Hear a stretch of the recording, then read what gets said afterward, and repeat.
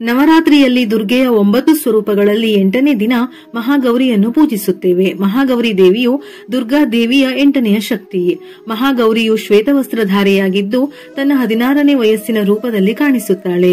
ಮಹಾಗೌರಿಯು ತುಂಬಾ ಸುಂದರವಾದ ಆಕರ್ಷಣೀಯವಾದ ರೂಪವನ್ನು ಹೊಂದಿರುತ್ತಾಳೆ. ಈ ವರ್ಷ ಶಾರದೀಯ ನವರಾತ್ರಿಯ ತಿಥಿ 2 ದಿನ ಬಂದಿರುವ ಕಾರಣ ಕೆಲವು ಕಡೆ ಈ ದಿನ ಕಾಳರಾತ್ರಿ ದೇವಿಯನ್ನು, ಇನ್ನೂ ಕೆಲವು ಕಡೆ ಮಹಾಗೌರಿಯನ್ನು ಪೂಜಿಸಿ ಆರಾಧಿಸಲಾಗುತ್ತದೆ. ಆದರೆ ಸರಸ್ವತಿ ಆವಾಹನೆಯನ್ನು ಈ ದಿನ ಮಾಡಲೇಬೇಕು. ಅಂದರೆ ಪಠ್ಯ ಪುಸ್ತಕ, ಪುರಾಣದ ಪುಸ್ತಕ, ಪಂಚಾಂಗ ಹೀಗೆ ವಿದ್ಯೆಗೆ ಸಂಬಂಧಪಟ್ಟ, ಉದ್ಯೋಗಕ್ಕೆ ಸಂಬಂಧಪಟ್ಟ ವಸ್ತುಗಳನ್ನು ಇಟ್ಟು ದಶಮಿಯವರೆಗೆ ಪ್ರತಿದಿನ ಪೂಜಿಸಿ ದಶಮಿಯ ದಿನ ಸರಸ್ವತಿ ವಿಸರ್ಜನೆ ಮಾಡಿ ಆ ಪುಸ್ತಕವನ್ನು ಸ್ವಲ್ಪ ಸಮಯವಾದರೂ ಓದಬೇಕು.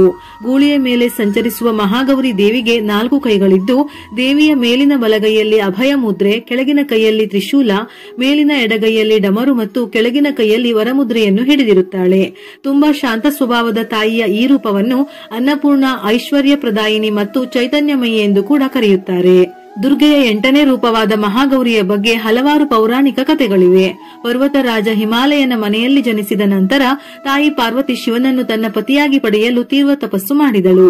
ತಪಸ್ಸು ಮಾಡುವಾಗ ತಾಯಿಯು ಸಾವಿರಾರು ವರ್ಷಗಳಿಂದ ಉಪವಾಸ ಮಾಡುತ್ತಿದ್ದಳು. ಹಾಗಾಗಿ ತಾಯಿಯ ದೇಹವು ಕಪ್ಪು ಬಣ್ಣಕ್ಕೆ ತಿರುಗಿತು. ಸಾವಿರಾರು ವರ್ಷಗಳ ತಪಸ್ಸಿನ ಫಲವಾಗಿ ತಾಯಿಯ ಕಠೋರ ತಪಸ್ಸಿನಿಂದ ಸಂತುಷ್ಟನಾದ ಶಿವನು ತಾಯಿ ಪಾರ್ವತಿಯನ್ನು ತನ್ನ ಹೆಂಡತಿಯಾಗಿ ಸ್ವೀಕರಿಸಿದನು. ತಾಯಿಯ ದೇಹವನ್ನು ಗಂಗಾ ನದಿಯ ಪವಿತ್ರ ಜಲದಿಂದ ತೊಳೆದು ಅವಳನ್ನು ಅತ್ಯಂತ ಪ್ರಕಾಶಮಾನವಾಗಿ ಮಾಡಿದನು. ತಾಯಿಯ ರೂಪವು ಕಾಂತಿಯುತವಾಗಿ ಶ್ವೇತವರ್ಣವಾಯಿತು. ಅದರ ನಂತರ ತಾಯಿ ಪಾರ್ವತಿಯ ಈ ರೂಪವನ್ನು ಮಹಾಗೌರಿ ಎಂದು ಕರೆಯಲಾಯಿತು.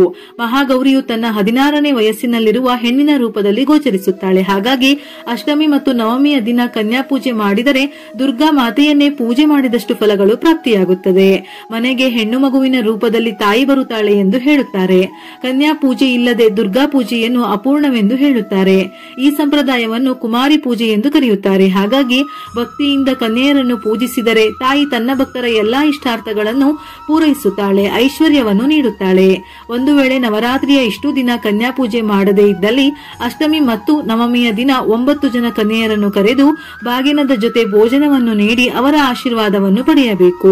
ಇದರಿಂದ ಕಂಕಣ ಭಾಗ್ಯ ಕೂಡಿ ಬರುತ್ತದೆ. ಜೊತೆಗೆ ಅನಾರೋಗ್ಯದ ಸಮಸ್ಯೆಗಳಿದ್ದರೂ ನಿವಾರಣೆಯಾಗುತ್ತದೆ. ಮಹಾಗೌರಿ ದೇವಿಗೆ ಮಲ್ಲಿಗೆ ಪುಷ್ಪವನ್ನು ಅರ್ಪಿಸಿ ಪೂಜೆ ಮಾಡಿದರೆ ತುಂಬಾ ಶ್ರೇಷ್ಠ. ಹಾಗೂ ಈ ಪುಷ್ಪಗಳಿಂದ ಅಲಂಕಾರ ಮಾಡಿ ಧೂಪ ದೀಪಗಳಿಂದ ಪೂಜೆ ಮಾಡಬಹುದು. ನವರಾತ್ರಿಯ 8ನೇ ದಿನ ಮಹಾಗೌರಿಯ ಆರಾಧನೆ ಮಾಡಲು ಬೆಳಿಗ್ಗೆ 11:46 12:34 ಅಭಿಜಿತ್ ಮುಹೂರ್ತ.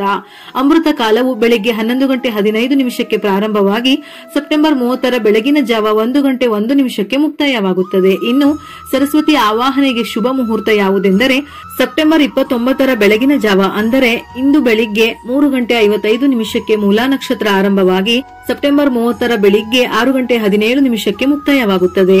ಮೂಲಾ ನಕ್ಷತ್ರ ಸರಸ್ವತಿ ಆವಾಹನ ಶುಭ ಮುಹೂರ್ತ ಇಂದು ಬೆಳಿಗ್ಗೆ 10:30 ಸಂಜೆ 5:06 ಒಳಗೆ ಪೂಜೆ ಮಾಡಬಹುದು. ಈ ವಿಶೇಷ ಮುಹೂರ್ತದಲ್ಲಿ ಸರಸ್ವತಿಯನ್ನು ಪೂಜೆ ಮಾಡಿದರೆ ಒಳ್ಳೆಯ ಫಲಗಳು ಸಿಗುತ್ತವೆ. ಇದರ ಜೊತೆಯಲ್ಲಿ ಯಾ ದೇವಿ ಸರ್ವಭೂತೇಷು ವಿದ್ಯಾರೂಪೇಣ ಸಂಸ್ಥಿತ ನಮಸ್ತಸ್ಯೈ ನಮಸ್ತಸ್ಯೈ ನಮಸ್ತಸ್ಯೈ ನಮೋ ನಮಃ ಈ ಮಂತ್ರವನ್ನು ಸಾಧ್ಯವಾದಷ್ಟು ಬಾರಿ ಪಠಿಸಬೇಕು.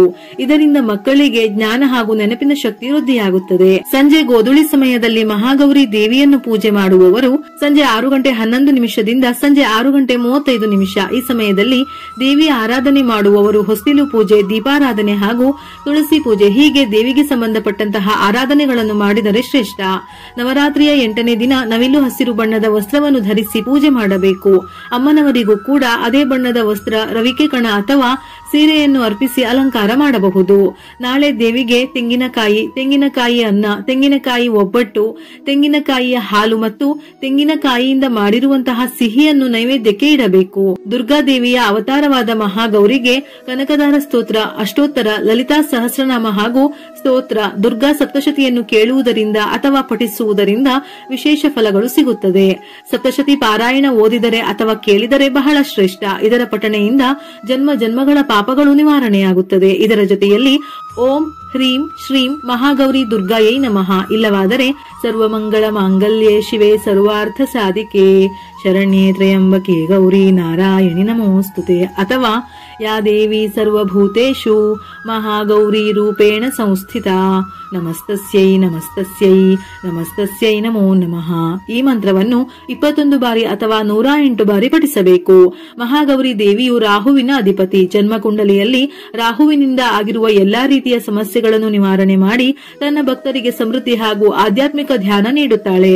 ಮನಸ್ಸಿನಲ್ಲಿರುವಂತಹ ಗೊಂದಲ ನಿವಾರಣೆ ಮಾಡಿ ಯಶಸ್ವಿ ಜೀವನ ಸಾಗಿಸಲು ನೆರವಾಗುತ್ತಾಳೆ. ಈ ದಿನ ಮನೆಯ ಮುಖ್ಯ ದ್ವಾರದಲ್ಲಿ ತುಪ್ಪದ ದೀಪಗಳನ್ನು ಬೆಳಗಿಸಿ ಮಾವಿನ ಎಲೆ ಹಾಗೂ ಹೂವುಗಳಿಂದ ತಯಾರಿಸಿದ ತೋರಣವನ್ನು ಹಾಕಿ. ಇದರೊಂದಿಗೆ ನೀವು ಮನೆಯ ಮುಖ್ಯ ದ್ವಾರಕ್ಕೆ ಸ್ವಸ್ತಿಕ್ ಚಿಹ್ನೆ ಅಥವಾ ಶ್ರೀಯಂತ್ರವನ್ನು ಇಡುವುದು ಬಹಳ ಶ್ರೇಷ್ಠ. ಇದರಿಂದಾಗಿ ನಿಮ್ಮ ಮನೆಯಲ್ಲಿ ಧನ ಸಂಪತ್ತು ಸೌಭಾಗ್ಯ ಯಾವಾಗಲೂ ನೆಲೆಸಿರುತ್ತದೆ. ಈ ದಿನ ಗಂಗಾಜಲದೊಂದಿಗೆ ದುರ್ಗಾದೇವಿಯ ಅವತಾರವಾದ ಮಹಾಗೌರಿಗೆ ಅಭಿಷೇಕ ಮಾಡುವುದು ಬಹಳ ಶ್ರೇಷ್ಠ. ಇದರಿಂದ ದುರ್ಗಾದೇವಿಯ ವಿಶೇಷ ಅನುಗ್ರಹವನ್ನು ಪಡೆಯಬಹುದು. ಮಹಾಗೌರಿ ಶುದ್ಧತೆ, ಪ್ರಶಾಂತತೆ ಮತ್ತು ಶಾಂತಿಯನ್ನು ಸಂಕೇತಿಸುತ್ತಾಳೆ. ಮಹಾಗೌರಿಯನ್ನು ಪೂಜಿಸಿದರೆ ಭಕ್ತರಿಗೆ ಬಹಳಷ್ಟು ಪುಣ್ಯ ಸಿಗುತ್ತದೆ. ಜೀವನದಲ್ಲಿ ದುಃಖಗಳನ್ನು ದೂರ ಮಾಡಿ ಸಂಕಷ್ಟಗಳನ್ನು ಪರಿಹಾರ ಮಾಡುತ್ತಾಳೆ. ಅಲ್ಲದೆ ಆಸೆ ಈಡೇರುವ ಮಾರ್ಗಗಳನ್ನು ತಾಯಿ ದೇವಿ ತೋರುತ್ತಾಳೆ. ಜೀವನದಲ್ಲಿ ಅಂದುಕೊಂಡ ಗುರಿ ಮುಟ್ಟಲು ತಾಯಿ ನೆರವಾಗುತ್ತಾಳೆ.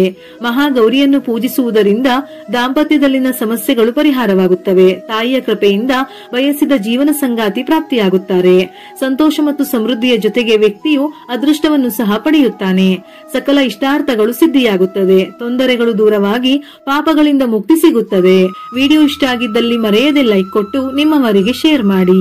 ಇದೇ ರೀತಿಯ ಮನಮುಟ್ಟುವ ಉಪಯುಕ್ತ ಮಾಹಿತಿಗಳಿಗಾಗಿ ಮತ್ತೆ ಭೇಟಿಯಾಗೋಣ.